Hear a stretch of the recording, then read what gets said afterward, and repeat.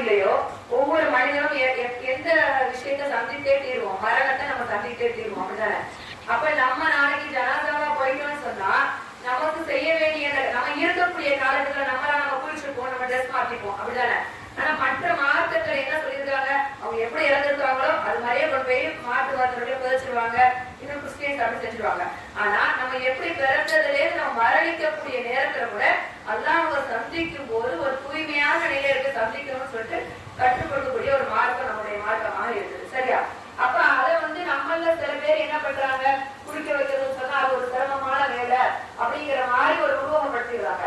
ஆனா மார்க்கம் நம்மளுக்கு அப்படி சொல்லல, ரொம்ப எளிமையான முறையில சொல்லி காட்டிருக்காங்க, நம்முடைய சகோதரி சொல்லி காட்டினாங்க. அப்ப அந்த அடிப்படையில மட்டும்தான் செய்யணும். ஏன்னா நம்முடைய தூதரிடத்திலே அழகிய முன்மாதிரி இருக்கு, நல்லா அப்புறம் சர்டிபிகேட் கொடுக்குறோம். சரியா? அப்ப அந்த அடிப்படையில அழகிய முன்மாதிரி எல்லா விஷயத்துக்குமே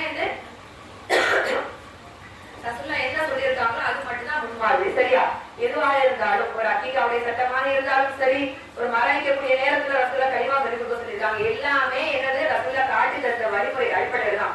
ரசூலா ஒரு ஆணாக இருந்தாலுமே பெண்களுக்குரிய சட்டங்களை அவர்களுடைய மனைவிகள் மூலமாகவும் அவர்களுடைய பிள்ளைகளுக்கு ரசூலுல்லாஹி அவர்கள் உயிரோடு இருக்கும் போதே அவர்களுடைய எல்லா பெண் மக்களும் என்ன பண்ணிருக்காங்க, கிட்டத்தட்ட நிறைய இறந்திருக்காங்க.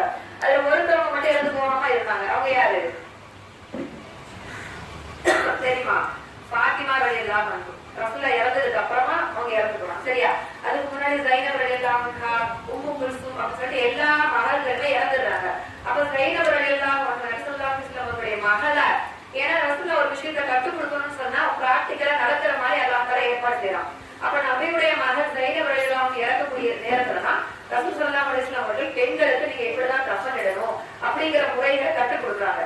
குளியல் முறை எல்லாரும் ஒரே கட்டதான் வச்சுக்கோங்களேன். அப்ப பெண்களுக்கு இன்னும் கூடுதல் பரிமாணங்களை வச்சிருக்காங்க. பெண்களுக்கு தாய்ப்பால் கொடுக்கறதுக்காக சொல்லிட்டு மாறு பொறுப்புகள்லாம் வச்சிருக்காங்க இல்லையா? அப்ப இன்னும் கூடுதல் அந்த ஆடைகளை கவர் பண்ணி என்ன செய்யணும், கஃன் இடணும். அப்ப ரசூலா சொல்றாங்க, இதா கஃபன்தும் அஹதுக்கும், உங்கள ஒருத்தவங்க இறந்துட்டாங்கன்னு சொன்னா அஹாஹு ஃபல்யுகஃபிஹு ஹஸனன், அழகிய முறைப்படி அவங்க என்ன பண்ணுங்க, கஃன் எடுங்கன்னு சொல்லியிருக்காங்க ரசூலா. அப்ப நீங்க இவ்வளவுதான் துணி வேணும் அப்படிங்கிற அளவு எல்லாம் சொல்லல.